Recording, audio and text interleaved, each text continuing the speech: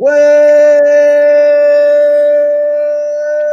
at this guy over here, Chug Chug. Woo-wee.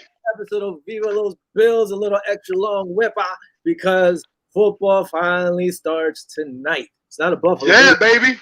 to say, but we have football. As always, Will Clone, aka Buffalo Will, joined by everybody's favorite cousin What's Vic. up? What's up? What's up? What's up? Well, we're coming How was your week, bro? How was your week, my man? Hold on. We're coming live on I-95 Sports Network, channel 198 on Ziggo TV, and across Facebook and wherever else we're broadcasting. Okay, now let's go. My week's been good, man. It flew by, it seemed. It was like, holy cow. It seemed like it was last week, like yesterday. I don't know. Absolutely. How about you? I'm excited, man. It's been a long week, but you know what? We've been winding down. I think we did 13, 14 weeks of shows. We're pretty much trying to grasp at every, tidbits of news here and there and stuff. But right now, starting from here on out, we're going to have all the meat and potatoes because guess what? The season starts tonight, baby. That's right. We get to finally watch some football. It's probably going to be ugly football for the next 2 to 3 weeks. It's all about discipline, who practiced well, who did everything they had to do. We're going to see these guys take real hits tonight and see how it goes. Hopefully nobody gets injured. We'll talk about that game a little later. Also, we'll talk about moves that happened during the week because we gave our predictions beforehand for the cuts and so forth. We're going to take a quick peek at that. Some news for this week that's going out. Where am I? Boom, boom, boom, boom, boom. All right. Let's focus. Big news out of Denver. Von Miller, hurting, I believe it was his ankle or whatever. He has to have surgery, possibly out for the year. That's a big hurt for the Denver Broncos. Big hit. Yeah, big hit. I have him on one of my teams. So that's a big hit for me. Okay? Big hit, Denver. Thanks for Von, but it seems like he's been getting hurt almost every year now. It's kind of rough. Hopefully that changes. Hopefully he could come back early and return to the year, but who knows? All depends on how quick his body heals. The news that came out, we'll touch about our guy a little later, but Jalen Ramsey signed a big deal. He becomes the highest paid corner ever, which surprises me. Our guy was the highest paid corner for about a day or two. And 48 hours. 48 hours, there you go. Yeah. Even though what it was exactly. Thank you. So, Jalen Ramsey, is he worth more than Trey? He's a good player. I don't know if he's better than Trey. I don't think he's worth more than Trey. I don't think so. And not just as a Bills fan. Trey's not talking crap. He gets his job done on the field and still hasn't given up a touchdown. How many has Jalen given up? Yeah. But hey, congrats to him for his contract and being the number one paid corner. Absolutely. Trey, Trey was asked how he felt about it, and he said he didn't care. He said, listen, I know where the Bills stand with me. They gave me, at the time, the highest paying cornerback paycheck pretty much. So now he knows where Bean and McDermott and the Pegula stand with him. So he's happy. He said, hey, I was at one point the highest paid cornerback until what's his name got it right now. But so you got it, which is I think true. we got a good deal with him. If you think about it, I think we got a great deal compared to Jalen Ramsey deal. I think we got a heck of a deal with Trey. Yeah, no, that's it's true. I think when I first saw it, I was like, damn, they got to deal with this. And I didn't even know he was the highest paid corner at that time. I thought it was going to be like, he was underpaid. So I thought it was a good deal. And then I found out he was the highest paid. I was like, oh, good for him. He earned it. Another signing was Javanian Clowney. Mr. Clowney, who a lot of people thought maybe Buffalo had a slim chance in the beginning. And they pretty much said that wasn't happening. Another thing, they would toss up between New Orleans and Tennessee. And he chose to go to Tennessee for his one-time ex-defensive coach, Mike Vrabel. So now he's his head coach. So good for Clowney. It's a one-year deal. So, hey, he should prove to everybody what he's worth and maybe get the contract he wanted next year. So, that's good for me. Trying to answer a little quick thing here. So yeah, that's that. Besides that, we had cuts. Well, you know what? Even though we talked about it, let's just throw it up there now. Where is this thing? Here it is. Bam. Let's talk about Trey. There's some things. This is off of Buffalo Bills website. It's nice and easy. You want to read off a few things there, Vinny? Can you see? Yeah, man. All right. Absolutely. 5 things to know about Tre'Davious White. Number 1, the Bills have signed cornerback Tre'Davious White to a 4-year contract extension through 2025. While White originally joined the Bills in 2017 when the team selected him with the 27th overall pick of the NFL draft out of LSU.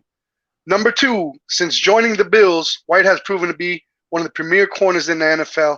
In 2019, he was named a first-team All-Pro, along with being selected to the 2019 Pro Bowl after tying for the league with 6 interceptions.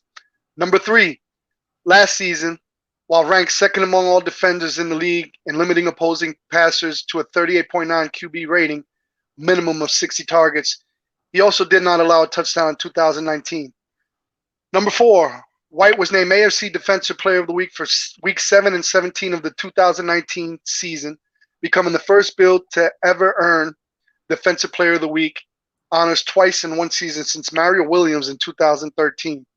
Number 5, while White came away with 2 interceptions, career high versus Cincinnati on the 22nd of September 2019, and at Pitt December 15, 2019, becoming the first Bills player to have 2 games with an interception. The one that sticks out to me the most is he didn't give up a touchdown in 2019. That's the biggest tidbit I got out of that. Let's see, come back on here. Yeah, man. I mean, it's been great. The guy's insane. He's been playing well. You can't hate on him. He continues to produce for the team. So I'm glad he's one of those guys we talked about that needed to get signed. He finally did get signed. There's a few other guys. I saw Bean said that Nat Milano's contract might have to wait till the end of the season. You know, so at least that we know. We got to get him signed, man. We got to get him signed.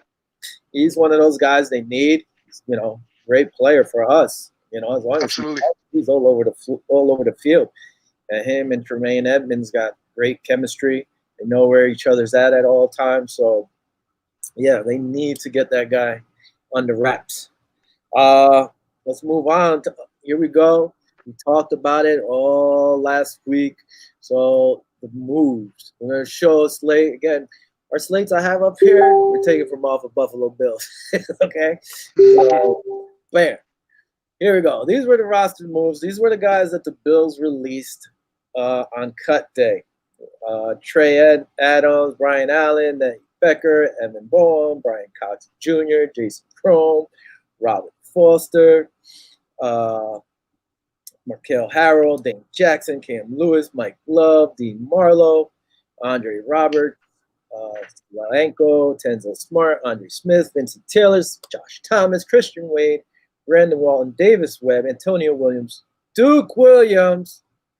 Duke was my, it's the one that bothered me. That's your boy. Oh, squad. Touch on that too. And Dustin Miller.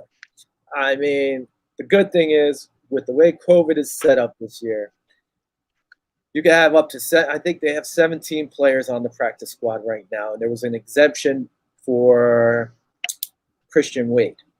So afterwards, the players that were brought back on, here it is, boom, the practice squad. So they signed 17 players out of those guys. Trey Adams back, Nate Becker, Evan Boehm. Now this changed since I downloaded this like 3 days ago. Evan Boehm, Byron Cox Jr., Jason Crome, Dane Jackson, Cam Lewis, Mike Love, Victor Solanko, Andre Smith, Josh Thomas, Christian Wade, Brandon Walton, Davis Webb. So yeah, I guess Davis was qualified for the practice squad. It's a little weird, the whole practice squad thing. Hey, real quick, can you see me? I see you in the background, but we're not up. I'm still reading this. Okay. Still. I got you. You see the still, right? You see the still up? Yeah. I thought for some reason everything froze for a second. I didn't want to see that. It's all good. I didn't want to see that face no more. No. I hear you. And Dustin Zimmer. So You should want to see my face. I got a happy face. Football season started, man. What's it called? Out of the 24 guys that got cut, only 7 guys aren't on this squad. All right, I'm coming back on. Let's get rid of this for now. Boom. Here we are. Oh, there's that face. Look at that face. Damn. I still don't see you. Really? I don't know Nope. what's going on over there. Bobby's in the background, so Bobby might be able to fix something. Also, all right. So out of those guys, some were brought back. 7 guys were gone. Andre Roberts didn't make it back. Again, this is before that slate. So I have updates. All right. Andre Roberts, who I thought was going to get cut, got cut, but they brought him back. He's actually on the 53-man roster. Now, this kind of gets up on my nerves, too, for the simple fact that Duke is on the practice squad. Cut Roberts, bring him back. There was rumors they were trying to trade Roberts and Jason Cone. Yep. Jason Cone made it to the practice squad. Andre Roberts, your favorite player, made it back. Got to the 53-man roster. You and this jet sweep. So he's back on. Another guy who got cut, which was a surprise to me at the time, was Dean Marlowe, because he's been having a great camp. Yep. He plays safety, could slide over to the cornerback position. He's a beast. Love the guy. But they brought him back also, and he's on the 53-man roster as well. Now, Brian Allen, he didn't make it back. I was a little surprised with Markel Harry, the rookie, Harrell. He's not back. He's not on the practice squad. You never know. God forbid somebody is sick or whatever. Robert Foster. Robert Foster also. You know, defensive tackle, Tanzel Smart. I didn't think he was going to make it. It was more of a depth thing, and him and Vincent Taylor. The good thing for Vincent Taylor was he got picked up by the Browns. Yeah, he's the only one that actually got picked up by another team. Really? I didn't even look into the other guys yet. I wanted to do it, but then I was like, I don't know. We'll see. As far as I know, Vincent Taylor's the only one that got picked up from the Browns. That's about it. All right. Another thing was, so some news I should have read a little earlier, but I didn't. The Bills, they signed a defensive tackle, Chris Slayton. He's 6'4", 307 pounds. They signed him to the practice squad on Tuesday. Slayton was a Giants 7th-round pick in 2019 out of Syracuse. No numbers on him because he was on the practice squad pretty much the whole time. To make room for him, the Bills released Nate Becker. So, we thought he was going to get released. He made it onto the practice squad for a little, and now he's gone. The Bills also added Jordan Devy, offensive guard, who was released by the Raiders on September 1st. The Bills are his 6th team since being drafted. Actually, he was an undrafted rookie in 2013 by the Ravens. So at least he has seen some action. He's played in 43 games and started 21 out of those 43. I mean, he has some knowledge of the game. He's been in there, some reps, which is good. It gives us some depth there. How good is he? I don't know. But at least he's gotten some time in. Got 6 years in. Yeah. Also on Tuesday, the Bills picked up wide receiver Jake Cameron. 4', 209 pounds. He was more of a surprise release by Green Bay. Everybody thought Green Bay would take him. He's appeared in 14 games. He started 4 out of them, pulling in 12 receptions for 219 yards and a touchdown. One big thing is Aaron Rodgers actually liked this guy a lot. He only had good stuff to say about him. He's on our practice squad right now. He's not protected, but hey, we have him there. And then if anything happens to any of these other guys, I know you want to talk about this later. Do you think them releasing him catapult them up to number 2 in the rankings? Oh, the power rankings? Yeah. Power rankings. Yeah, we'll hit on that too. That's a little silly, power rankings. But again, it's just their opinions. So we'll go on from there. Now, like I said before, they brought back Dean Marlowe and Andre Roberts. With no surprise with Marlowe for me. I was surprised about Roberts. I know you like Roberts, but hey. And like I said, to make room for them, the Bills placed John Feliciano, and which was a little weird to me, it was Isaiah Hodgins on the IR. I didn't know Isaiah was hurt, but the Yeah, good he's news is hurt. that actually for this year only, the players can come back off IR in as little as 3 weeks, which used to be different in the past. Uh, Also, as If you're 3 weeks medically cleared. medically, yep. Yeah. And there's no limit to how many players you can put on the IR this year. Wow. To me, it was weird. I was like, damn, that's kind of crazy. I know it's because of the whole COVID thing, but if you have a healthy guy and you just say, hey, I want to put him on the IR, and that's it. That's probably what they're doing. I mean, Yeah, wouldn't you? yeah, I guess you could do it. Why not? Yeah, You keep these players, which is cool, especially if you don't want to get rid of anybody. You know, it's good. I don't mind it at all. It's pretty cool. Another thing was, whoa, what happened to Vinny? Hey, I'm right here. why I'm don't we right see here. you, bro? You're like a little ball, and I guess Bobby's trying to fix this right now. Vinny disappeared. One thing, hey, Jordan, you popping up early. What's going on? Who's taking over the show? I don't know. Jordan's a guest of ours. He was going to be on a little later when we started talking about Jets matchup. I guess Vinny fell off. Did you do something? The evil Jets. I just came in here. I didn't You kick off my co-host. I didn't do anything. That Vinny's back. There's Vinny. Vinny, Man, you know I ain't gonna leave you hanging. You see that? What up, Jordan? What's up, Vinny? How's it going, man? Earlier, he's a buddy of What's mine. up? How you doing, man? I got scared when you put a Jets fan in. I had to disappear for a little while, get some stuff ready. I did too. I think there's Bobby in the background getting stuff ready, and he just put this guy up here. I got you. So sit down and listen, Jordan. I don't know. I feel weird though with Vinny being on the bottom. Hold on. Let me see if I can. It's all good, man. Oh man, hold on. It's all good. Bam! You got twisted. There it is. Keep those There Jets you go. low. All right. Quick other note. One guy who we thought might get cut was Patrick DeMarco. Well, I said he was going to get cut. I thought he'd get cut. He was placed on the IR earlier in the week because of his neck injury. The Bills ended up settling with him with a injury settlement or whatever, and they let him go. And Tommy Sweeney was put back on the PUP because of his foot. Now, all right, Jordan, now you're here. I guess you're going to stay because to take you out would be a little weird. I can always come back. It's up to you. You guys want to talk more Bills? That's fine. It's all good. You can try. We're going to have possibly another Jet fan come on later. He's actually running late, so he said he might be able to hop on, and then we'll talk about the matchup a little more. All right, another thing I was going to talk about was Pete Prisco's power rankings. Let's go see where I got this slate. Bam! The guys from CBS. He has the Chiefs at number 1, Packers at 2, Saints 3, 49ers 4, Steelers at 5, Ravens 6, Bills 7, Eagles 8, Tampa 9, Seahawks 10. Personally, sure, they're going to put the Chiefs up there because they won the Super Bowl. Yeah, I guess they're going to get that number 1 ranking. They really didn't lose anybody. They lost a few offensive linemen. I want to see how that works out for them. The Packers, I was surprised with them being at number 2.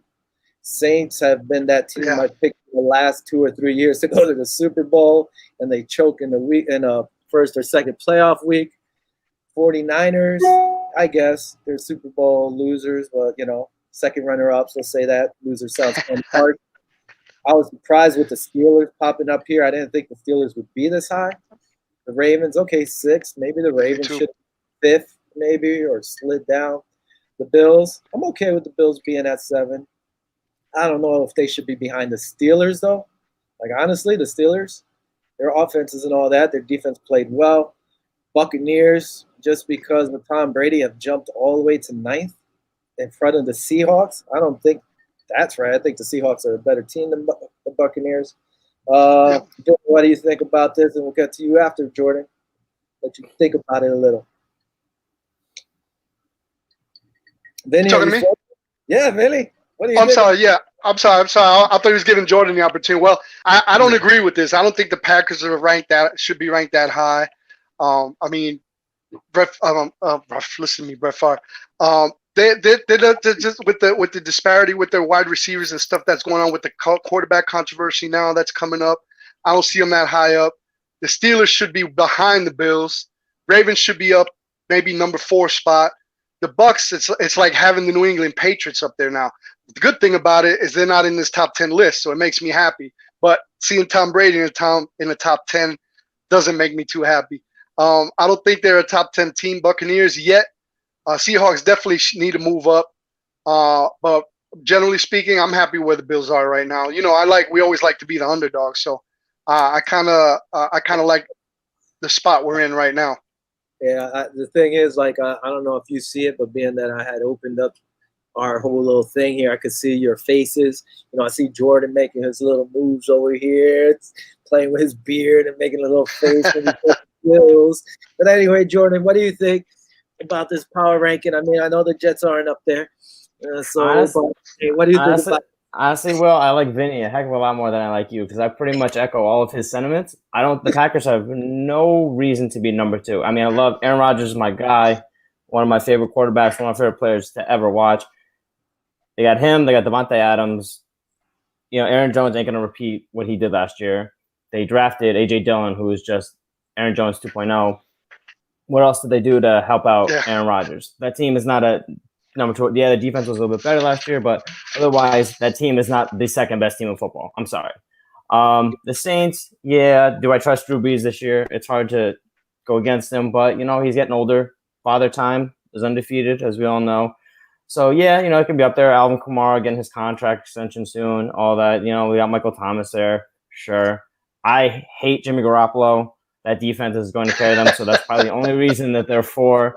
I kind of agree with you, Will. The Steelers being 5 doesn't make a lot of sense. I think that's more of a respect thing with Mike Tomlin, Ben Roethlisberger, and all that. Mm-hmm. But that's another team with a bunch of question marks, too. Is that defense going to be like it usually is? Yeah, you know, maybe, but there's a lot of holes there. You have Juju there, and, you know, Deontay Johnson's supposed to be the up-and-coming guy. We know how good the Steelers are developing wide receivers. But that's another team. You know, is James Conner going to be James Conner again like last year, or is he going to be, you know, good James Conner? Like, that's another question. The Ravens, I think, should be much higher. I would put them, honestly, above. Absolutely. I would put them, like, probably where the Packers, between Packers and the Saints, I would probably move them up. I would honestly put the Packers probably at 10 now. I think the Seahawks are getting very, very disrespected in these rankings, too. I think the Seahawks are a top 5 team. People don't give Russell Wilson respect. Like, it's ridiculous. The fact that he just finds ways to win, man. I'm telling you, and being a Jets fan, having Brian Schottenheimer as an offensive coordinator for years, the guy's not good. He's not good. So the fact that he's able to do what he can do, and, you know, he made Metcalf. I was always a fan of coming out of college. Lockett's a great receiver for him too, but they draft running backs every freaking year, and they never ever pan out. Rashad Penny, then they signed Carlos Hyde, and all these, like, just average running backs who never ever pan out for them, and he still manages to get them to an NFC Championship game. Still manages to get them to the playoffs somehow. Like, he's just good year after year after year. And that defense is good too. You know, they just traded for Jamal Adams. That's going to help them out tremendously. They got Bobby Wagner there. You know, they have a bunch of great football players there. And Pete Carroll's a tremendous coach too. So I think, you know, them being in the top 5 makes a lot more sense than the Steelers being in the top 5. The Bills being at 7, you know, as much as I don't want to say, you know, I think 7's a good spot for them because they are a very good team. They have a solid core there. The question is, can Josh Allen take them to that next level?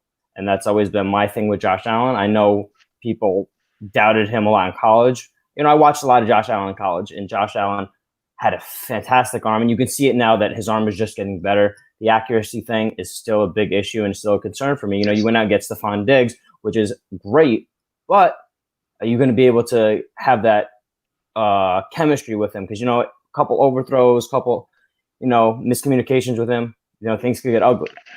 However, that defense is really good. Like, there's no holes in that defense. Micah Hyde back there, one of my favorite safeties. The Packers, Ed Oliver is a stud. I mean, you guys just have strengths everywhere in the defense. Davis White just got paid. Yet, you know, I mean, we were still talking about the power rankings, man. You want to jump right in? I mean, Listen, but I'm glad. Listen, hold on. Tell Vinny what you call Josh Allen. Go ahead, tell him. I think what did I call? What I call him overrated? No.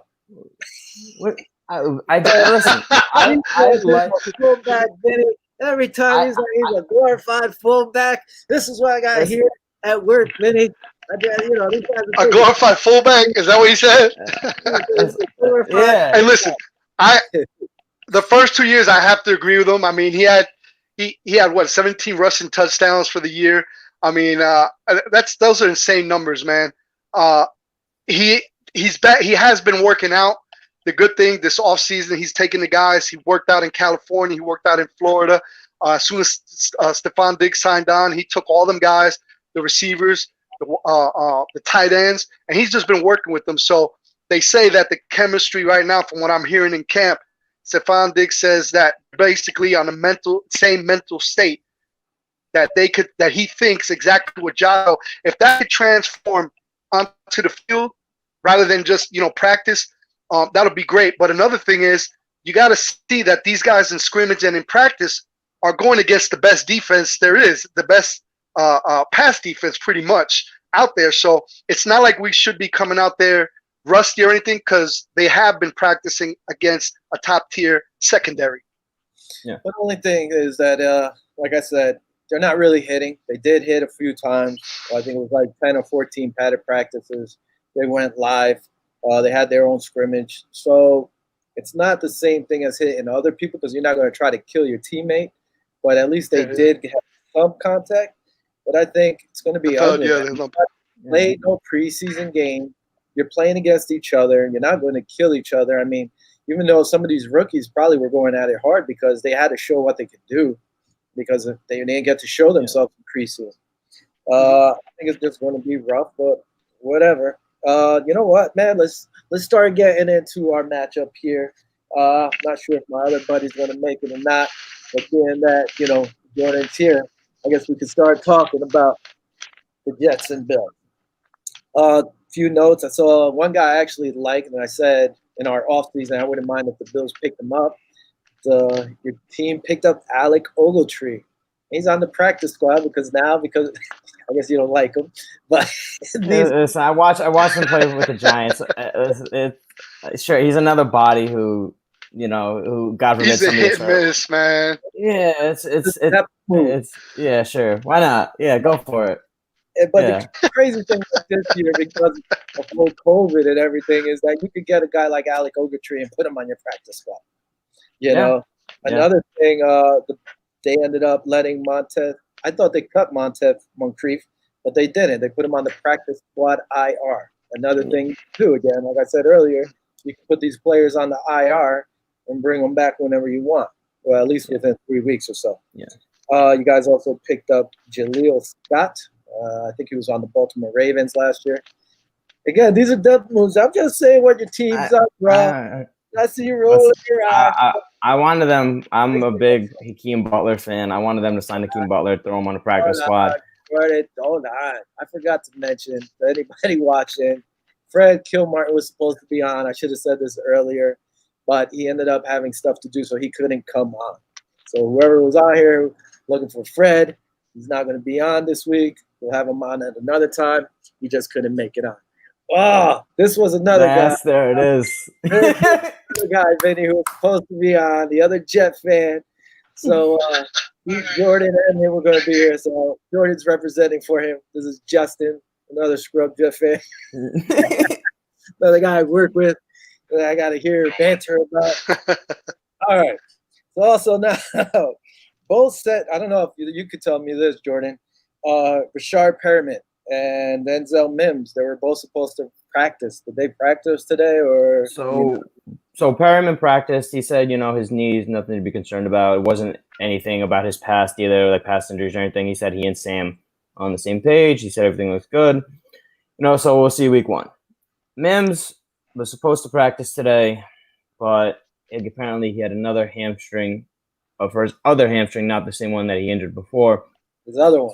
So it was his other hamstring. So he was limited today. What does that mean for week one? Probably means he's going to be limited in snap counts by 15, 20, if he's even going to play, which really, really sucks because this is a guy you took in the second round. This is a guy who's supposed to, help out Sam. And now you're running out there with a Perryman who's, I guess, 100%, 95%, Braxton Berrios, Crowder, Herndon, and then, the running backs and everything. So it's not great. The reports yesterday were, he's going to practice today fully, he's good to go, whatever. And then the hamstring thing came up again. So not great news for the Jets regarding Mims, who has a lot of pressure on him. He does. Mims has a lot of pressure on him to come in and be an immediate impact guy, which I personally don't think is fair, but that's what the Jets have to deal with right now. Is it's going to be the Perryman, the Mims show, and then you're gonna have Crowder in the slot there. You see what I got to deal with? See this, Vinny? This guy Justin. I see it. What about Hogan? What about Chris Hogan? How do you think Chris Hogan fits in that equation? I think he's a good. He's going to be a good three wide receiver guy. An emergency guy if Sam gets into trouble. That's also Herndon too. But I think Hogan's a good veteran presence guy that he's going to catch 4 or 5 balls a game that you need to. That's fine. Like I have no problem with him getting getting a couple catches during the game because they need that stuff. They need all the bodies they can. To be honest, they need guys who can go out there and catch the football. Hogan can catch the football. I got no problem with the Jets signing him. Moncrief was like another guy. I was like, oh okay, and then he just can't stay on the field either. So yeah, Hogan's fine. I have no problem with Hogan. The one thing I thought was a little weird was that the Jets have 5 quarterbacks on their roster right now. I mean, I know Joe Flacco is hurt, and they're saying by week 3 he should be back from his neck surgery or whatever. Yeah, I was surprised when I saw that, even though they have 2 guys, David Fales and Mike White, on the practice squad. So that was a little weird. Fales, I don't know what it is. Gase has some fetish about David Fales where everywhere he goes, he has to have him on the team. The guy isn't good. I don't know what his situation with him is, but him and Mike White's just a practice squad guy, I guess. They liked him during training camp. They're probably just gonna keep him on the practice squad. And like you said, Joe Flacco's not gonna be ready till I think they said week 3. So I guess it's good to have Fales as a backup. I personally couldn't care less if he was on the team or not. I feel the same way about Flacco, but that's all it is. I don't mind Flacco. I've always liked Flacco, so I don't mind that. I mean, he's a backup. Yeah. So, all right, let's see. Okay, now we're talking about Jets Bills. All right, Jets last year were 7-9. I've said this to you before. A lot of people don't really have the Jets doing much. I've seen them have anywhere from 4 wins predicted to 6 to 7. Me personally, I thought with the squad that they have and the way they play, they actually could do something. But then I already get hit with the injury bug. Perriman's knee, okay, saying it's not as bad as they thought or whatever. So you're looking at having Perriman, Crowder, and I got at this point Chris Hogan as your slot. I mean, it's not bad. My thing with Perriman is Perriman's never been able to take that step to be number 1. Next level. Yeah. Crowder, I've always liked Crowder. He's like that slash guy, and he gets into the hole. He knows where always to land, it seems. And Hogan, I've always liked Hogan. He's a little longer in the tooth now. I mean, how many shots is he going to be able to take in the middle of the field?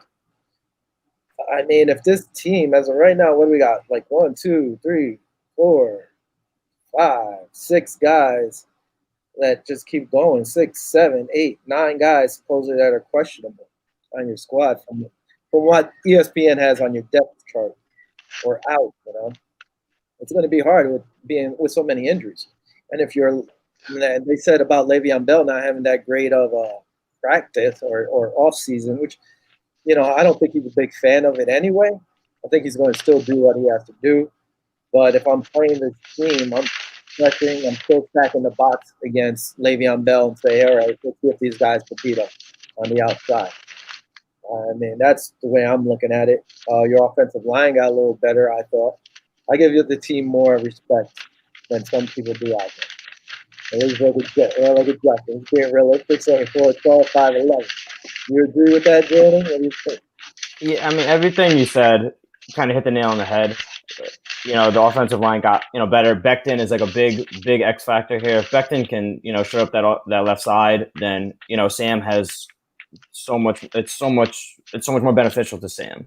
You brought in George Fant. You brought in I think one of my favorite signings was Connor McGovern from Denver. Great center. The Jets have not had a center, let's be honest, since Nick Mangold. They could not find anything because back in the past the Jets had Brickashaw and Nick Mangold, and then you had guys like Damian Woody you could fill in. You had guys like Wayne Hunter who came in and did a decent job time being, but you had those core guys. That was the Jets' problem, is they never drafted guys to be their replacements, and it's come back to bite them now. So now you have to rely on a rookie in Becton. You have to rely on a guy like George Fant. You have to rely on McGovern. You have to rely on these free agent signings and this rookie to come in there and make sure that Sam is protected. Because especially coming week one, the Bills are going to come at you. They're going to blitz you, especially Sam. You've seen that he struggled a little bit when he has pressure in his face. You have new weapons and everything, so you're going to have to get the ball off quick. You got to make sure that the chemistry is there with the wide receivers. But it all comes back to one thing, and Will, you and I have talked about this numerous times. It's all about the coaching. It's all about Adam Gase. It's all about making sure that he has the right. Right, exactly. You all know. You see, I say the word Adam Gase, and y'all laugh because y'all know it's always talk, and never gets backed up.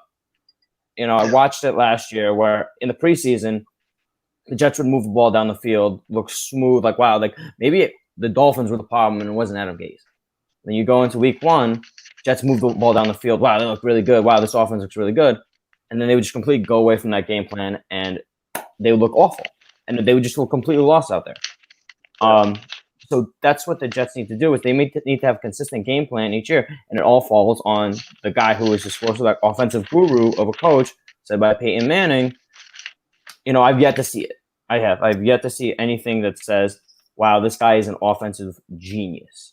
And if he can't figure that out, then yeah, Justin's right. 4-12, 5-11. That's probably their ceiling. Because if you can't move it out there, look at that comment.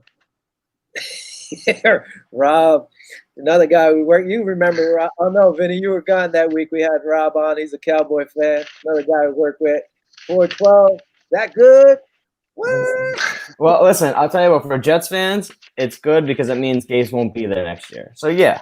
That's what I was getting ready to ask you, Jordan. You think if he goes above 500 this year, you think Adam Gase stays, or if he goes like let's say 4-12 or 5-11, do you think they can him this year? I think he might be gone. I think he's gone. If they go 7-9 again, I mean, let's be real. Last year was a fluke. It was, they had a very soft schedule. They won some games that they were supposed to win, and they lost some games that they were supposed to win too. You losing to the Dolphins, losing to the Bengals, those are games you should win. So yeah, they had a lot of injuries, yada yada yada. So coming into this year, if they don't take a step forward, if Sam does not take a step forward, and they go 4-12, 5-11, 3-13, that Black Monday should be the first name out. He should be gone. He should be, because there's no excuses. You came in here to run an offense that the Jets have not had in forever, and he has not done his job so far. He has not. The Jets were dead last year in offense. They were atrocious. They had Robbie Anderson, who was a good deep threat. You had Le'Veon Bell. Yeah, Herndon was hurt, but they were still able to use the tight ends. Griffin and Dan Brown. You had decent pieces there. Obviously not elite pieces, but you didn't use them. He just refused to use Le'Veon Bell. He would use him. I just don't think I don't think they mesh. I just don't. Listen, they go out and sign Frank Gore. Seriously, I love Frank Gore. Frank Gore's a great. Listen, Frank Gore's a great player. What do you need to sign him for? Come on. Listen, word is Frank Gore. From what I read, so a couple of the Jets side, Frank Gore is acting Le'Veon Bell. Bell was his worst career last. I think with 790 yards or something, at 3.2 yards per carry. Yeah. 52 yards a game. New offensive line. You got 3 new guys and another rookie coming in. 4 absolutely different. The whole revamped offensive line. Now, do they have time to gel? Now, is that going to come out? Is that going to be on on Gase now, or is it going to be on the offensive line? I mean, that's pretty much a scapegoat for Gase. He could say, "Hey, man, we just got this offensive line," and seeing how Le'Veon Bell did last year, I don't see it doing any better this year with that offensive line right now as we speak. Everything I've heard in camp, and I take everything in camp with a grain of salt because it is camp. Is that the offensive line has not been that great, to be honest. They have not been, a great unit. And yeah, you're absolutely right. It does take time to gel and everything. Maybe it comes with emotions, and maybe it comes to getting a few games under their belt, which it sucks. That's why there's no preseason. But they're going to have to figure it out right away because that Bills defensive front is going to come at you. Do I think it's a dangerous defensive front? It is. It's one of the best in football. Well, it doesn't. It doesn't matter because all the teams are going to do it, and that's what they did last year. Yeah. They're going to stack the box like we've talked about in the past. And I said last year to Jordan too. I was like, listen, the Jets' problem. It's almost like the New York Giants. Also, it always comes down to that offensive line for these teams. I mean, they have talent around them, but you need that offensive line to block. You agree with Rob? Rob said if they go 4-12, Gase is gone. The only way, like we talked about too, is that if he doesn't get let go of, it's just going to be because of the year with all the craziness that's going on. That's the only way I could see if this guy doesn't go at least 500. Yeah. Job. I can't see that. But like I was telling Jordan, they do have 4 new offensive linemen. I mean, that's coming from a line that was ranked, I think, 28th in the league. So I guess it's just going up from there. So, I mean, from going to 28 with 4 new offensive linemen, I mean, hopefully even if you come in 25th, it's still a step ahead, step forward, not ahead. But anything is better than being 29th, O-line. That's why Le'Veon Bell didn't have such a successful rushing season. Yeah. I agree with you too there, Justin, saying a double-edged sword for the Jets fans this year because you want Gase out, but you also want Sam to take the next step. I said this in the past that I told you at work, but even Vinny and I on the show said, I was like, I could see Darnold losing his job if they don't have a winning record. I could see him losing his job. They drafted a quarterback this year. Not saying they're going to keep this guy as the quarterback, but if they're in the top, if they end up with the top pick, I could see them going out after the kid from Trump. Here's the thing. I think the Jets love Sam Darnold. I just think that he is their guy. They traded up for him, and I know it was an old regime, but this is their guy, and I don't think you're going to move on from him. I think it would be a disaster if they got rid of Darnold to go after. Because what are you going to do? So what are you going to do with Trevor Lawrence? Say that does happen. Say they get rid of Darnold. Say they don't pick up his option, he's gone, and then they do draft a quarterback. Still don't have weapons. The offensive line is still meh. What's the excuse now? What's Trevor Lawrence's excuse going to be? And again, this is a big factor for me. It's just why I'm giving Darnold so much leeway here. Darnold's only 23. Yeah, Baker Mayfield. But Baker Mayfield made his first start at 23 years old. It's a huge difference. That's 2 years into the league. Yeah, but that's not the way the league is. Look at freaking Josh Rosen. That guy's been casted out of 3 places already? He's having a chance to prove himself. It's like, all right, you're in the fire. Damn, you can't take the fire? You go. And it all depends on the next quarterback because they got rid of him for the kid out of Arizona. What the hell is his name? Kyler Murray. Yeah. But guess what? Guess what they also did though for Kyler Murray. Well, they drafted Christian Kirk. Yeah. They went after DeAndre Hopkins. They put pieces around him. Yeah. You're not doing. Listen, I like Rashard Perryman. You couldn't. You're telling me as a GM, you could not have signed Perryman and kept Robbie Anderson. That's the receiving core. That helps you out. Pay Robbie, so there was a reason for it. Why didn't they want to pay Robbie? I mean, you go out there and you get Mims, fine. Like I said, Perryman's fine. You get Perryman out there. He's not a real true one. But if you get him, Crowder, and Mims is healthy, that's a pretty good 3 right there. That's a big if though. That's a big if though, and you're putting a lot of pressure on Mims, who's a rookie, and it's honestly it's not the sound. Throw him in the slot, then let him learn a little, or he's going to take his knocks. That's the way this is now. It's like you got to get in. You're in, and you got. Hear me out. You could have signed Perryman, kept Robbie as your 1, had Crowder in the slot, and then you had Mims as your 4. Yeah. That's fine. And you can learn under – listen, Mims is a freak athlete. I watched this kid in college. This kid is a freak athlete, and he can be a star in this league if he stays healthy. He can. The kid's got tremendous athleticism. The kid can run routes. The kid can get up and get the ball. Yeah. But you can't just throw – listen, if he goes up against Tre'Davious White, he's going to get eaten alive. Like, it's just there's no question about it. Yeah. Well, you could – you're probably going to put White on Perriman anyway. Yeah, of course. I think White should shut down Perriman. Levi Wallace, the thing, this kid already, if he pulled his other hamstring, he haven't even played a game yet. That's bad news. Yeah. What sticks to us is Josh Norman hurt. Even though, to me, he would have been our nickel back. Wouldn't have him started because I like Levi. And then our jet is just nasty. You might get your wish with Levi, Will, because I think Josh didn't practice Wednesday, so I think Levi probably be that starter. Yeah, Levi's going to start. Second keeper. Still like on the ropes. I just think there's enough guys out there. They could have picked somebody else out to help them. I don't think they were expecting everybody to get hurt. The Jets went and got some linemen, which is good. They needed it. The problem, I think their defense is good. They lost. CJ to me is a big hole in that middle. Yeah.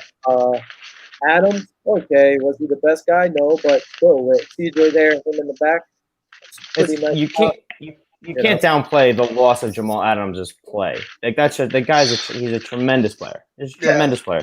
So that hurts. It's just, and the problem with them last year was the defense wasn't their problem. It was the defense was on the field so long. By the time the end of the third quarter and the fourth quarter, they were dead. They were done. And your offense, they were 3 and out. Maybe they got a few little things going. But then your quarterback, what do you say, Vinny? What was he saying? What was that? Hey, you got to pay attention, Vinny. Come on, man. Bro, you like, you drowned it out. You went. I'm setting stuff up for you. I was saying. I know. I'm like. What last year, Vinny? I still can't hear him. I still can't hear you. You can't Real hear talk. Anyway. Maybe you could ask Jordan. Jordan, maybe you could ask it. Vinny loves saying Sam Darnold was seeing ghosts. Well, last year he keeps saying it. That ain't even right. You see, you're gonna have me repeat that with Jordan right here, man. That ain't even right. Why don't you say that? Why don't you say that? I set it up for you, bro. I set it up for you. I got you. Listen, man. Go ahead. Go ahead. No, you go ahead. I think the strength of the Jets are the defensive tackles this year. That's the only thing that I think if they're able to stop the run. But, man, we're going to, on paper, the wide receiver core and the matchups, man, that's where I think the difference is going to be this year.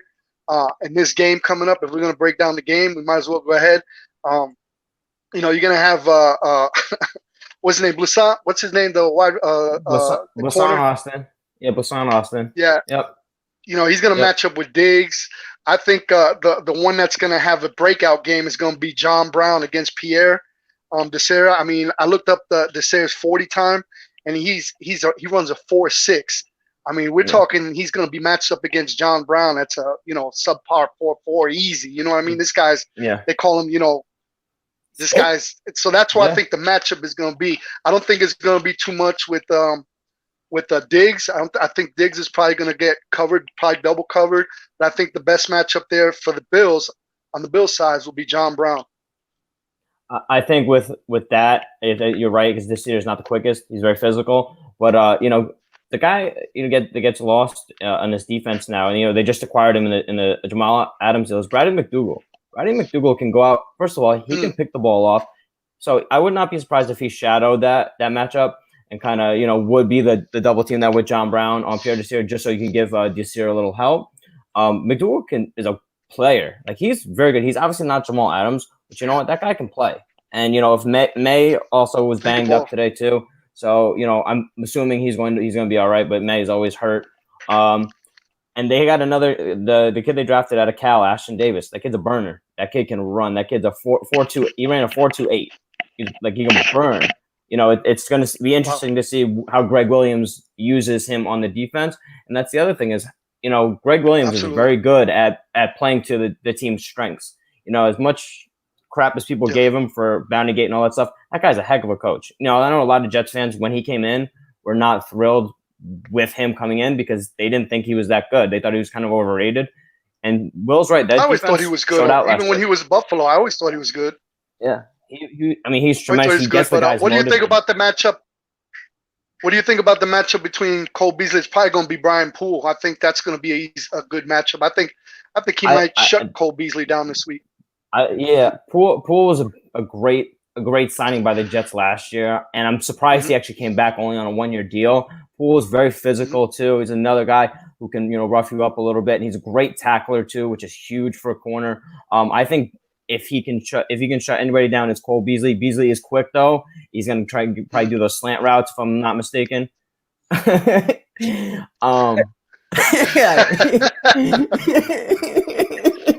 think Justin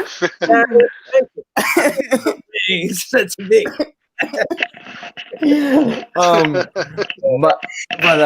No, I love Poole. Poole is a great corner, and he's very underrated last year for the Jets defense. He had a lot of key interceptions and everything, so I think that's going to be a key matchup on Sunday too. But yeah, I think you're 100% right. I think the wide receiver corner matchup is going to be huge. The Jets did kind of get a whole new secondary from last year. Obviously, like I said, having no Jamal Adams this year. So it's going to be good. And I think Quinnen Williams is also going to be a huge factor. Quinnen Williams did not have a great rookie year last year. He was bad. A lot of Jets they drafted him. Jets fans were hyped up. They thought this kid was going to be a stud.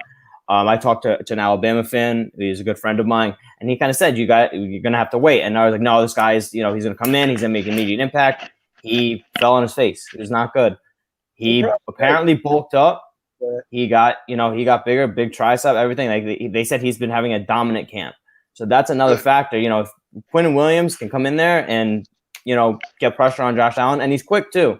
So that could help, because we know how quick Josh Allen is and how Josh Allen likes to run the ball. If he can kind of, contain Josh Allen in the run game and everything, that could be very big for the Jets and the defense. I mean, Josh absolutely. Allen, a lot of people run much. Go ahead, sorry. Yeah, Josh said he's not going to run much. He's going to try to let the guys make the plays. So, man, listen, Will, we got to be honest. Greg Williams is going to throw the kitchen sink at Josh. So Josh is probably going to try to get some quick outs, some quick stuff. I don't see him running. I see another guy that might be stepping up for you is the safety Marcus May. I think they named him captain this week too. That filled in for Jamal Adams. They say good things about him. So what's your take on him? I like Marcus May. His problem has always been he cannot, even at Florida.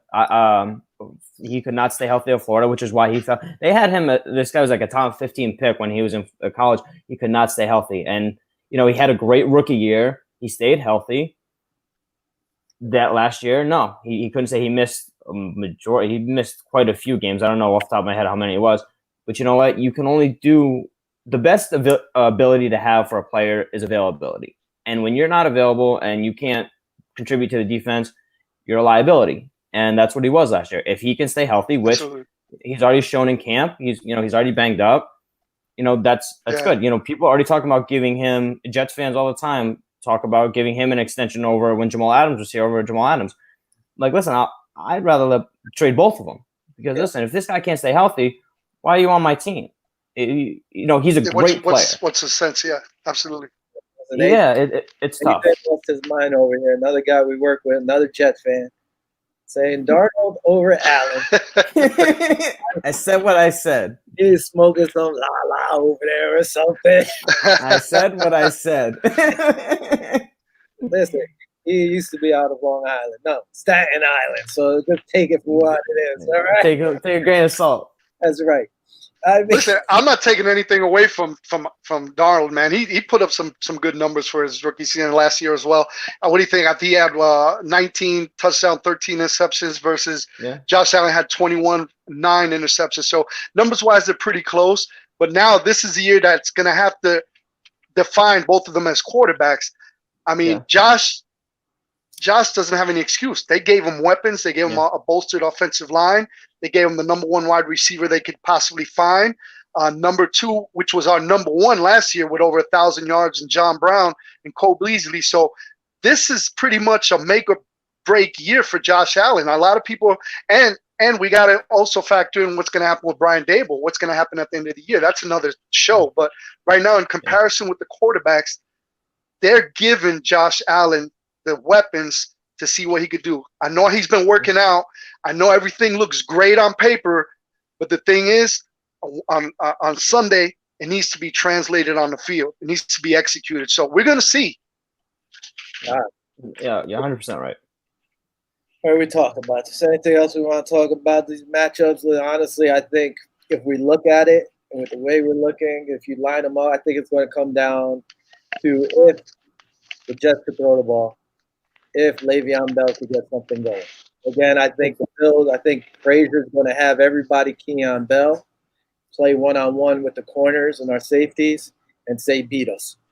Honestly, with the weapons the Bills have this year, to me, it's like it should be a nightmare of a matchup.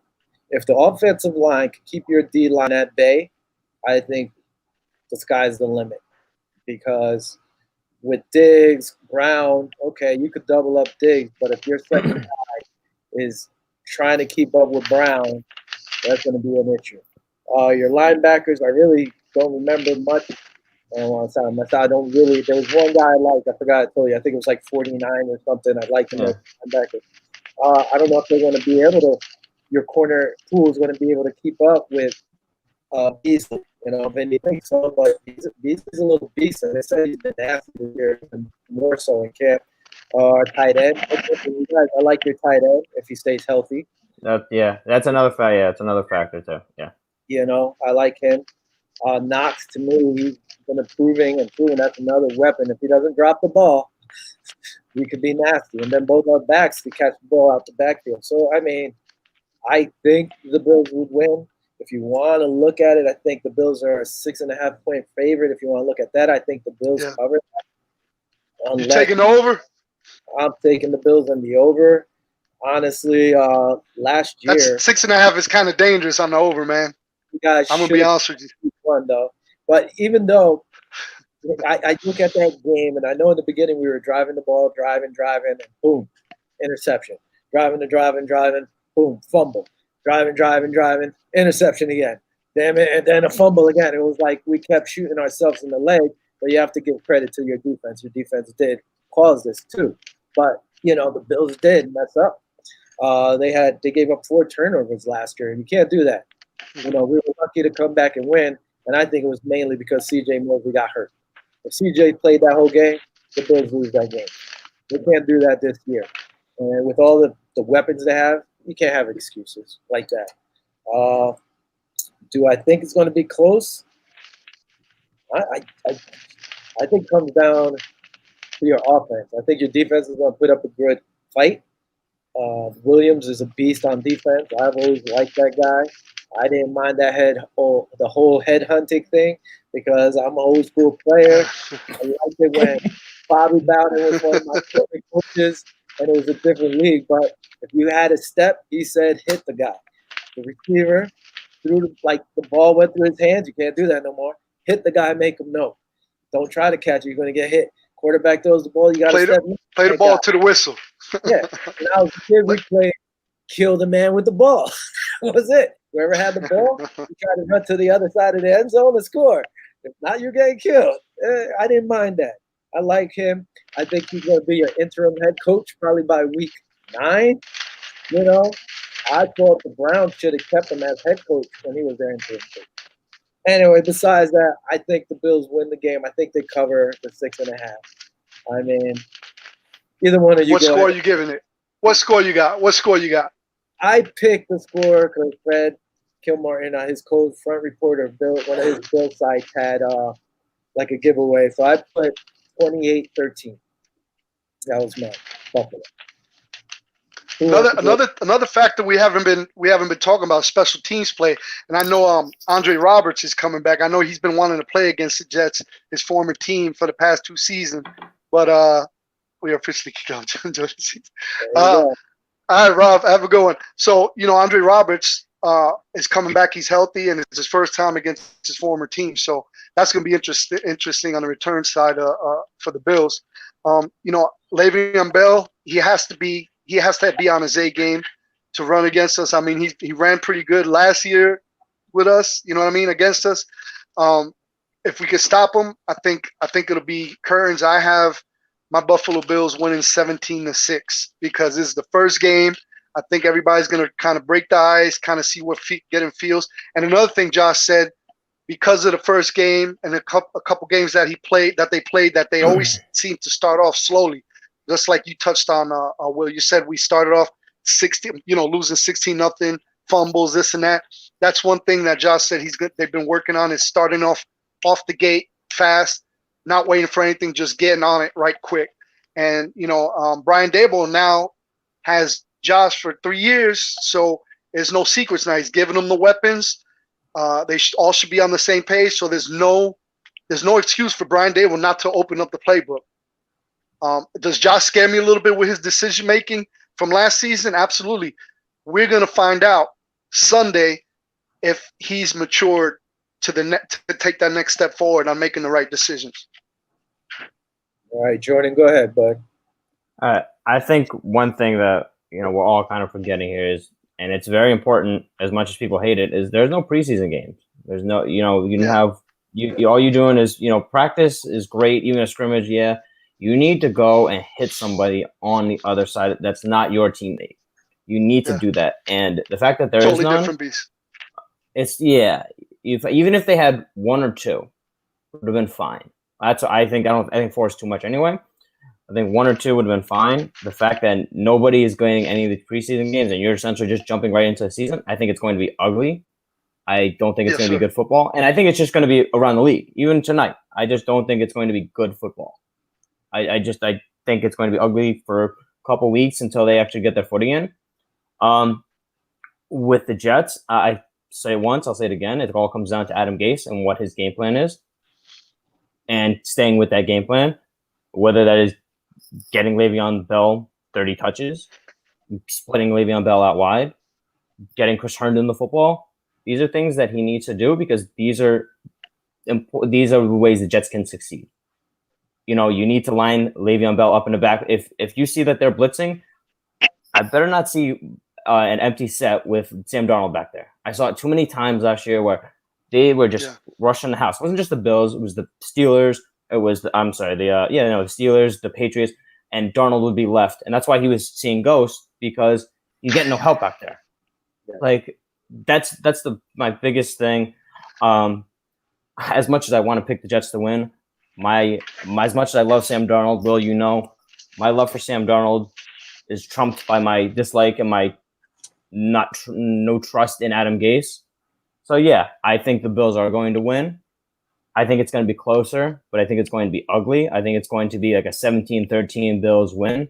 It's not going to be fun to watch, but this is what we're going to get for the first few weeks of the football season. I think 17-13 Bills. I think Darnold's going to throw a touchdown and a pick. I think Josh Allen's going to have a rushing touchdown. I do, and I think Diggs will get his first touchdown as a Bill. I can't trust Adam Gase. Like, this is what all boils down to. Jets can do whatever they want. I just don't trust Adam Gase to succeed his game plan because he has never showed me that. Yeah. Well, I post everybody posts comments. I put them out there. Love you guys still talking about the sport, the football, the NFL is a joke, Carmen. All right, that's your opinion. I mean, if you want to compare it to old school and this school, yeah, it's a little jokey, but I still love the NFL. I love my team, and we're going to talk sports. But your opinion is always welcome here, and we'll put it out. I don't care. Now, being that we're already past an hour, I said we're going to pick our picks. I want to do our picks. You guys, we could do quick hits on something if you want to. All right, so let's just go for tonight's game.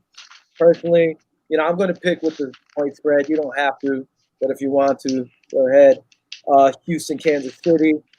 Personally, I took Houston because I think they're going to cover the 9. I think it's 9.5 at some point.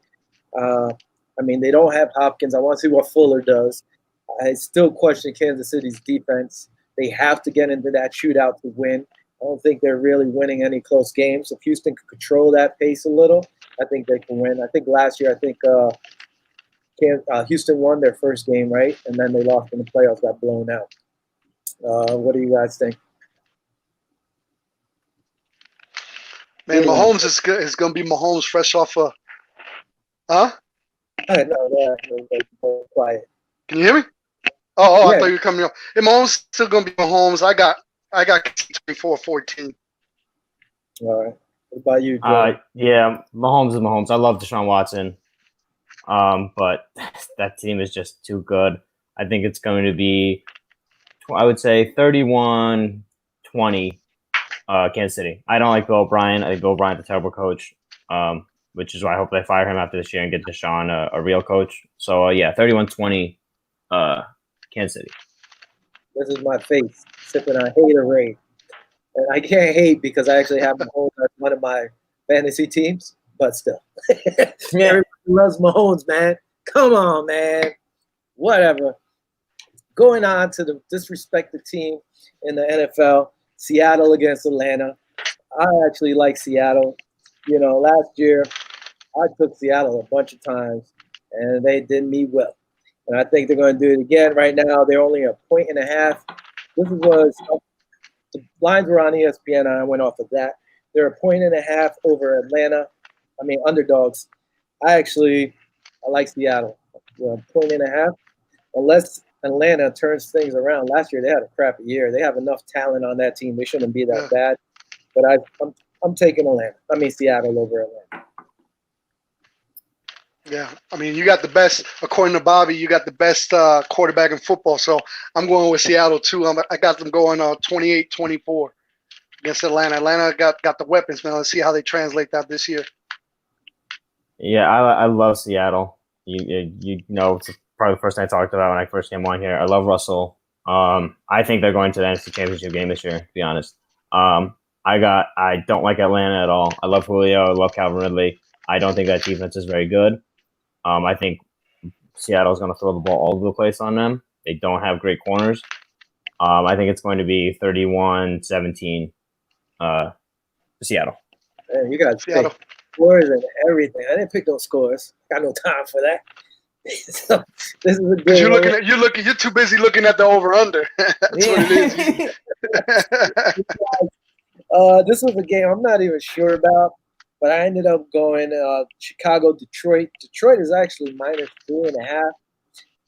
This might be one of the only teams I'm picking that wasn't a favorite. I think Chicago. I don't know why. Every year I root for Detroit. I like the underdogs. Detroit's been an underdog for so long. But I think Chicago might edge them out. Again, it's all going – you can't really go off. I'm going off of, last year's stuff. But just looking at the team, Detroit did get better, but I think Chicago wins this game.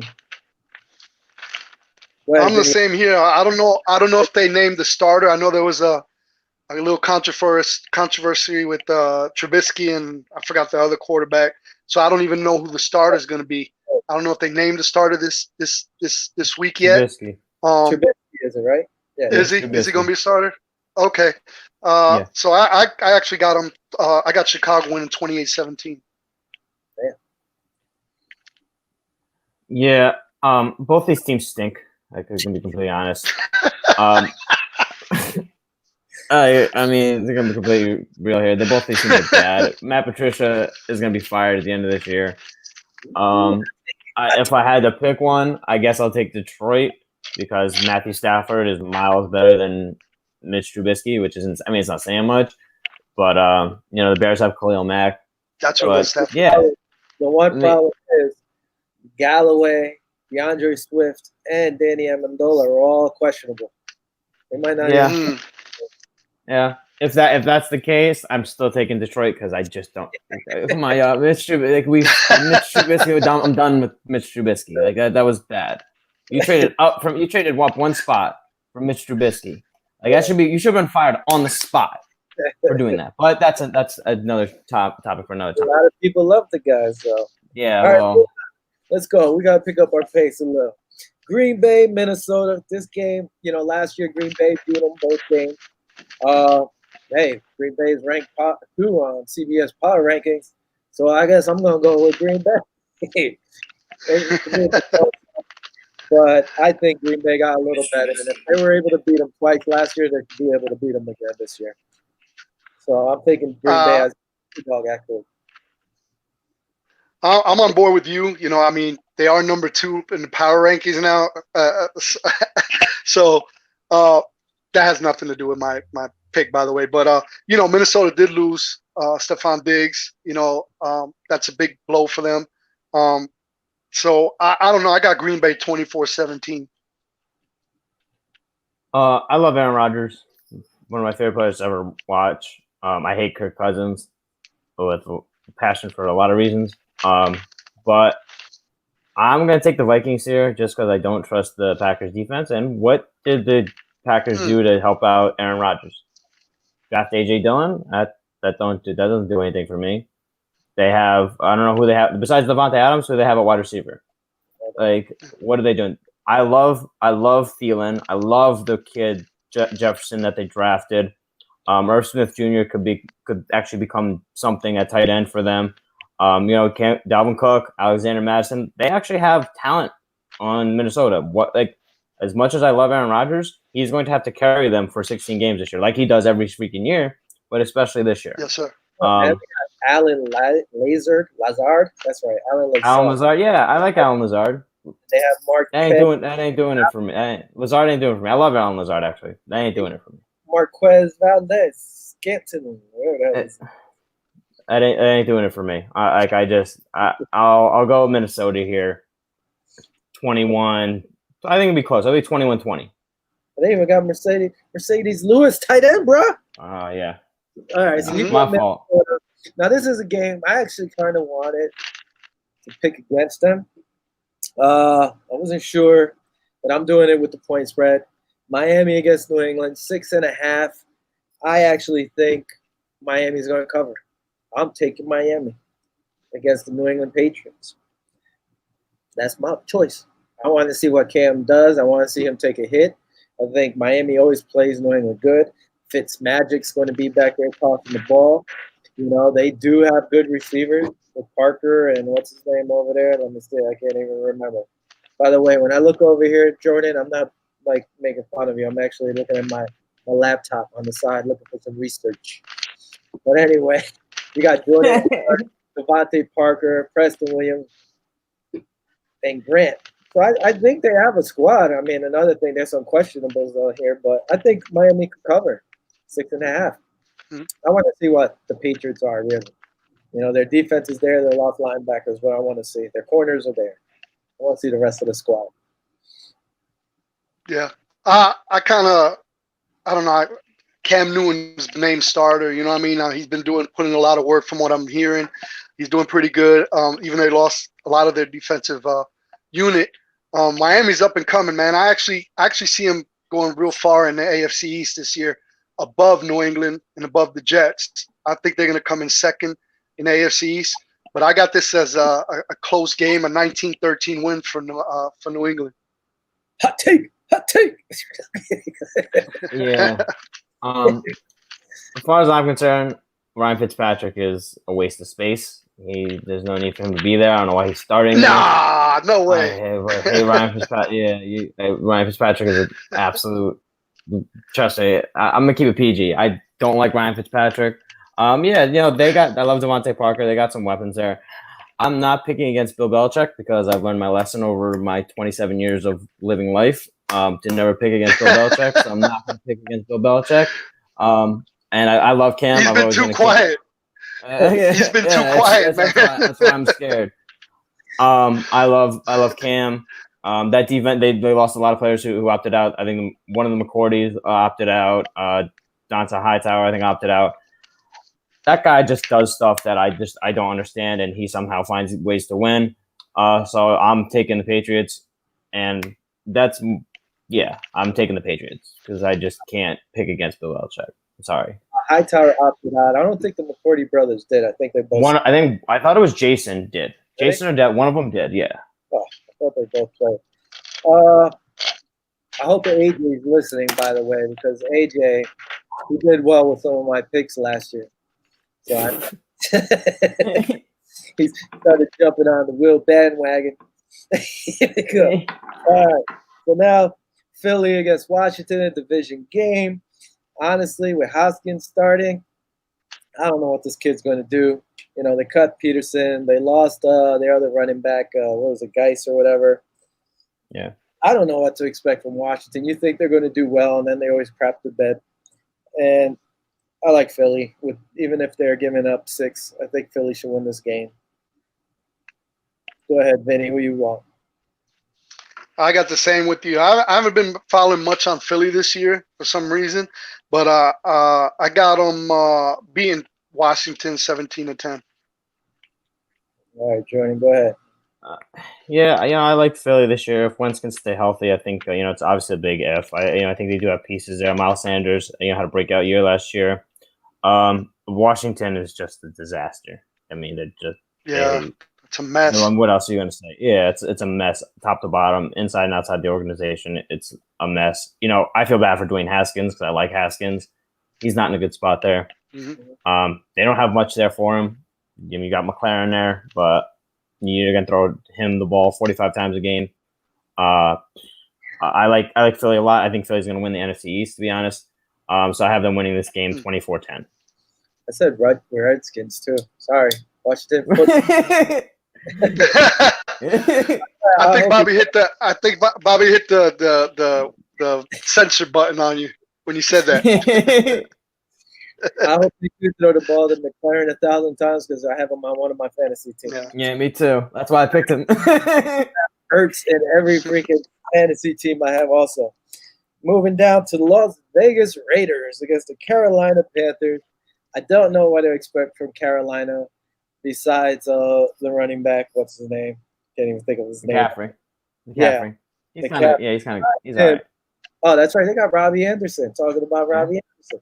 Besides those two guys, I don't even know who they have. Honestly. DJ Moore there. Yeah. I'm taking Vegas. They got some. It's gonna rely on Teddy. And if Teddy, Yeah, I want to know Teddy how Teddy is there too. If he plays like he did with the Saints, then Carolina is going to be better than I think. But I think Vegas goes in there and handles them. Vegas is giving up 3 points. I think they should win by 6 at least. So I'm going with Vegas. Man, I got a different stuff. I know Nathan Peterman over there, your buddy, went over there. They actually got a decent contract over there, and Derek Carr is Derek Carr. So I don't know. That's gonna be. He makes more money than Cam Newton. What? Well, what? That's what I'm saying. They gave him the money, and man, I don't know. Derek Carr's still the starter. I still like Derek Carr. But I think I'm gonna take the Carolina on this one, 21-10. Yeah, I don't like Derek Carr at all. I you love like him? Henry. I don't. No, he don't do anything for me. I love Henry Ruggs. Honestly, it's funny. I love all the weapons around him. I love Waller. Yeah. I love Josh Jacobs. Love Henry Ruggs. I think a low-key really good player that they have is Hunter Renfrow too. Very good slot receiver. So I do think they're going to win this game. But it's not going to be because of Derek Carr. I think it'll be because of Josh Jacobs. I think Josh Jacobs is going to run all over that defense. I don't think that defense is very good. I think it's going to be a rebuilding year for Carolina. You think so? I think they drafted all defensive players this year. Yeah. Every single player. Yeah. So I don't think they're going to be great. I think they're going to have moments because they do have good weapons. Robbie Anderson's a good weapon. Obviously, you got McCaffrey there. You have DJ Moore, who broke out last year and became kind of their number one receiver. So I think those two guys on the outside are really, really good. And it's going to be all up to Teddy and see how Teddy is. Like I love Teddy. I was a fan of him coming out of college. But I think the Raiders, long story short, I think the Raiders are going to win this game. But I think it'll be a close one. I think it'll be 28-24. Cool. Wow. Yo, 2 comments, 3 comments. Let's go. Look at it. Minute 20. Oh my God. Just go with numbers. Let's go. Oh, here, Indy. I want to see the game, man. The game should be started. Here we go. Indy, Jacksonville. Indy's given -8. I'm still going with Indy. I want to see what Indy could do. The one thing that clown Rob, who like commented before, told me is that Indy never plays well in Jacksonville. I don't care. Jacksonville's in tank mode, which is sad to say. They're horrible. It should be fine for it. I think it's so bad for the game. Anyway, I'm taking Indy -8. Go, Vinny. 21-7 Indy. Khan's got a disaster over here in Jacksonville, just 60 miles north of me, and the morale over there is just horrible. I got Indianapolis 21-7 winning. Yeah, I'm 100% on your side. Jacksonville is a disaster. They don't know what direction they're going. Gardner Minshew is not the answer. I like the Colts this year. Probably the best offensive line in football. I'm going to say 31-3. Damn. Ooh. No respect for the mustache, dude.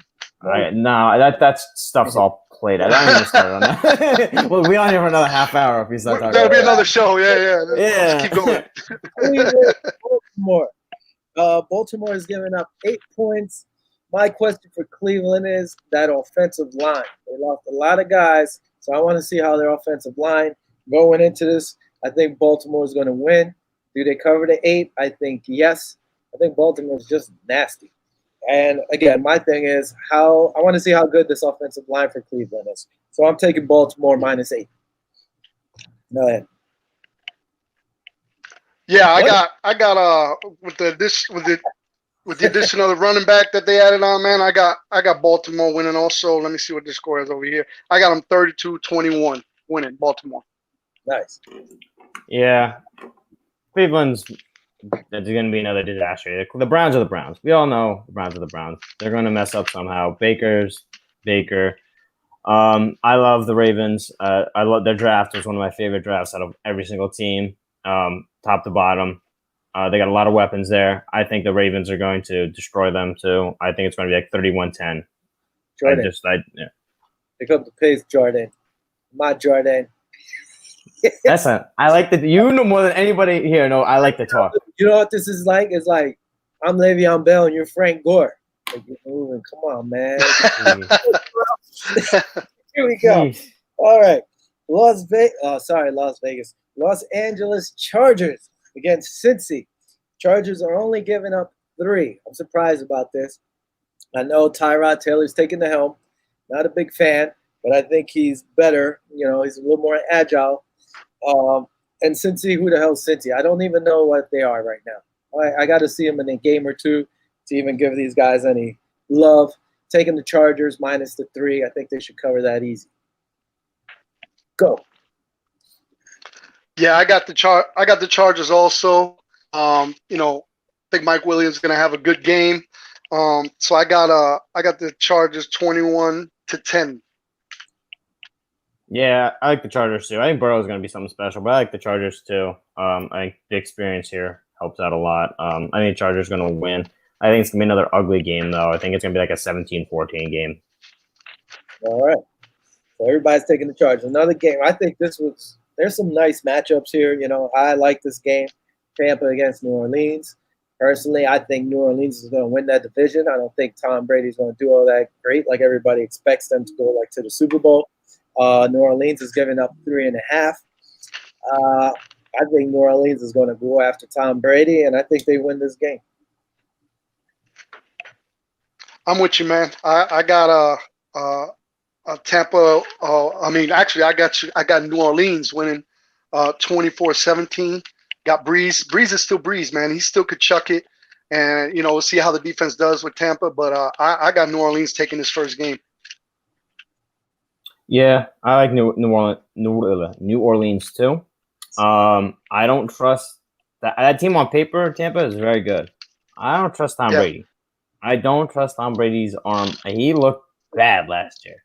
Unless he's taking steroids, he's not going to do anything. He's not. And Gronk also missed a year of football. That's a big factor. Yeah. I think that I don't. And Drew Brees is another one. He's just like Tom Brady. He's another year older. Does he have? Let's see what he has left in the tank. But I think New Orleans is going to win that game, and I agree with you. I think they're going to win the division. I'll say 24-17 New Orleans. That's cool. Oh, that's what I just said. 24-17. Same score. Help Great his minds. Great minds. banged up, so maybe that'll help him. All right, Arizona, San Fran. This to me comes down to Arizona's defense. To me, I mean, they have so many weapons now on there. Like this team, they have no excuse to not take that next step unless their defense does not produce. Still, I'm taking San Fran. I'm giving them the benefit of the doubt because pretty much their whole squad is back. I don't think they lost anybody. -7. I want to take San Fran minus the 7. Arizona, like I said, it all comes down to the defense. I want to see what this team does. You got Hopkins and Larry Fitzgerald still looking good out there. You know, I forgot the other guy they have out there, but they got weapons. They just don't need to go produce. I'm taking San Fran -7. Yep. I agree with you. I think San Fran probably coming in this season with a chip on the shoulder after losing that big lead. I think they're not going to play this year. I think they're going to come out slinging. I got them winning 24-14. Yeah, I told you guys this before. I don't like Garoppolo at all. I don't. He's not consistent. He can't hit targets downfield. But that being said, that defense is just too fast. It's too fast. It's too quick. I think it's going to take a little bit for that Arizona offense to kind of get going. I think later in the season they could make some noise. But for this game, I think the Niners are more prepared. They got more chemistry there. So I think it's going to be a close game. I would say like a 28-27 kind of game because I love Kyler Murray. And I love that offense too. You know, they just paid Nuke. You know, he's staying there. So yeah, I think it's going to be a very close game. All right. Kyler Murray, this is his second year? Yep. Let's see if teams adjusted to him. You know, they always had second and third years. Let's see what happens. Dallas against the Rams is Sunday night's game. Dallas -3. I actually like Dallas in this game. You know, they have enough weapons on that team. Even though I like the Rams, but I think Dallas, they take that next step. I think they beat them covering the 3. Yeah, I agree with you. I think Dallas is going to beat them too. After that, you know, the season they had last year, you know, even if they made the playoffs, it would have been horrible for them, I think. You know, I mean, it would have just been a disaster. Crying in the locker room and all that. They have to come this year. They have to do something other than what they did last year. I got them. They're going to have to start off strong, which usually they're probably going to. I think they're going to have to come out strong this year, especially 21-17. I doubt the naysayers, but let's see what happens mid-season. I think they're going to fall apart again. But starting the season I think they're going to get the win 21-17. No crying in the locker room tomorrow, Sunday. I like Dallas too. I kind of echo both their sentiments. And I also love what they did in the draft too. I think that they got some great pieces, not just CeeDee Lamb, but that kid from Bama is going to be a stud. Even the Brandon and I, there's like 6th, 7th round pick. That kid can be a starter right away. I like this Dallas team, but I don't like Mike McCarthy. That being said, I think they'll win this game, but I think you're right. I think they're going to falter in the end because that's what a Mike McCarthy led team does, unless they have Aaron Rodgers. That's right. But I think that I think they're going to win this game. I think it's going to be a field goal game. I actually think it's going to go to overtime. I think it's going to make a 34-31 game overtime. Ooh. All right, so we move on. I told Jordan the Jets should have signed McCarthy. He said nope. So he got Adam Gase. Anyway, moving on. Sunday night game. You put him in a hard place. Pittsburgh against the Giants. Part of me, for some reason, wanted to pick the Giants. But I think Pittsburgh, let's see how Big Ben is. If Big Ben is healthy, he's better than Rudolph. But I'm going to take Pittsburgh with 5, giving up 5.5. I kind of like the Giants. I don't know why, but I'm still going with Pittsburgh to cover 5.5.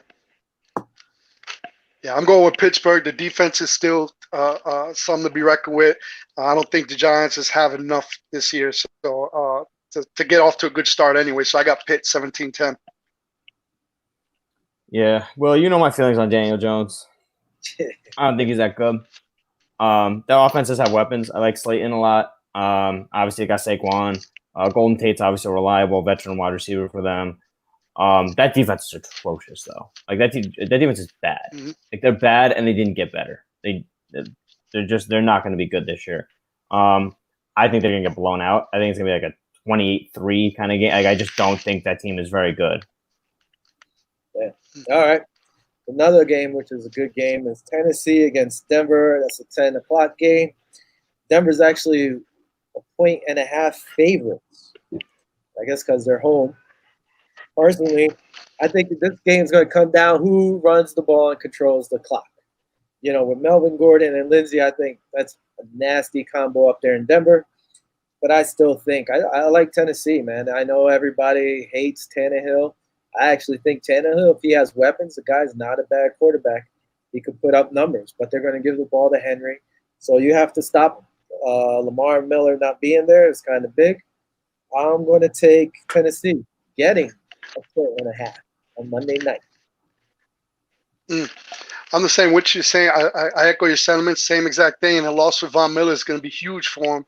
So I got Tennessee 21-14. This is a toss up for me because I like Drew Lock. Tannehill's, the thing Vrabel does is play to Tannehill's strengths, and what his strengths are not really throwing the ball that much and giving the ball to Derrick Henry. They got AJ Brown there, it's a good weapon for him. If they play to their strengths, I think they're going to win this game. I think losing Von Miller really hurts the Broncos, even though they do have Chubb there. I also like Drew Lock a lot. But I think Tennessee, last year was always like, oh, Tennessee's playing, like they're gonna get blown out, and they always found ways to win. So I think they're going to go find ways to win. So I think it's gonna be another close game. It's gonna be like I would say a 24-17 game. Cool. All right, guys, that's all our picks. Only thing, if anybody's left real quick, I put like a 3-game parlay together. One of my parlays is Bills, Seattle, and Philly. My late parlay would be Chargers, San Fran, and New Orleans. If anything, I might take San Fran out and go with Chargers, Dallas, New Orleans. So that's it. It's been a long show today. I'll blame Jordan. Jordan, thanks for hopping on. Did a great job. Thanks, bro. Yeah, my pleasure, guys. It's a pleasure. I always watch you guys all the time. You guys are great. Even though it is the Bills, so I take it with a grain of salt. You guys do a great job with it. So keep up the great work. We'll see you again in October. Oh yeah, 100%. All right. Will just got to give me the call, and he's got to pay me. Yeah. We got chicken wings. Listen, I'm with it. Listen, I love my chicken wings, so that's no problem. Thanks for everybody out who spent comments today. Everybody for watching. Sorry that Fred couldn't join us. Maybe he'll meet us next week or following week after that. And that's about it. Thanks. Good thing football's back. Thanks for watching. Can't wait for Bills Jets. Go Buffalo. Again, thanks Jordan for joining us. Thanks, Jordan. Anytime, guys. Take care. Peace. Go Bills. Background. Bye, Bobby.